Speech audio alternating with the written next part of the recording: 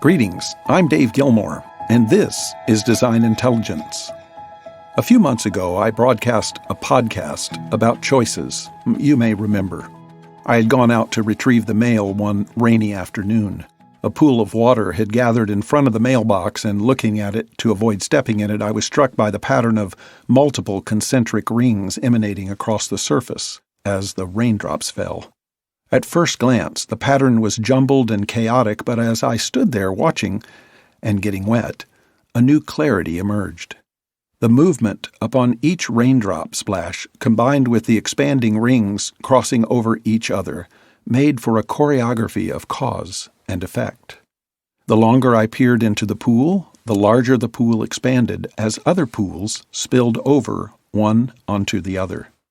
The drops kept dropping and the rings kept dancing into a larger context, from individual isolation to a unified whole replete with sound and movement. As I trotted up the driveway to the shelter of the house, I was suddenly struck by the theme of choices that alter, impact, and transform. If my choices are like raindrops, what might the greater pool of my life and those whom I impact look like splashing in the way they do? Is my choice-making aware and conscious, or triggered by autobiases, fear-based paradigms, and pride-driven posturing? Or am I taking appropriate time to consider and be considerate, opening myself up and being more inclusive, and seeking consciously best outcomes for each? We are complex creatures, with a seemingly infinite number of variables vying for attention, altering impact on our thinking, speaking, and behavior. At any given moment, on any given day, we encounter static and dynamic variables that may or may not position our choices, resulting in outcomes both targeted and missed. Yet with all this complexity, we still own the autonomy of choice.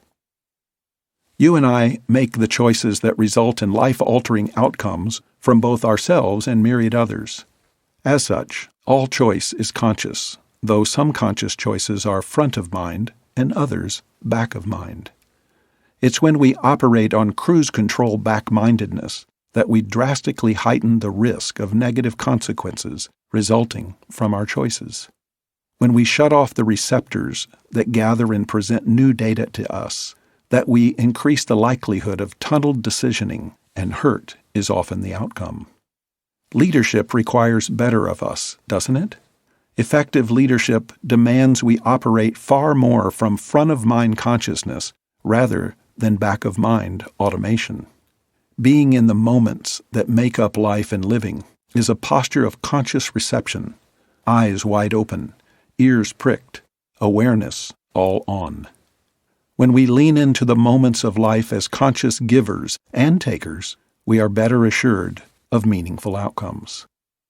As leaders, our job is to own our responsibility of choice and to do so with an all-in consciousness, knowing that our decisions will splash into the pond of life, hopefully creating positive rings of transformation, benefit, and innovation towards renewal. Our choices, our decisions matter now and later. Take some time to consider this. Sit back in some undistracted, quiet place and take an inventory of the choices and decisions you've made in the past 24 hours. Ask yourself how many of these were front of mind or back of mind.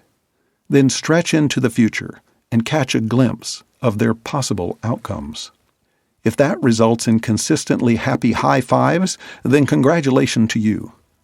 If, on the other hand, the future view is something less than right and good and true, then perhaps you'll need to alter course and address the ill-fated outcomes your ripples might cause. Welcome to responsible leadership. What kind of leader are you? Until next time, I'm Dave Gilmore, and this is Design Intelligence.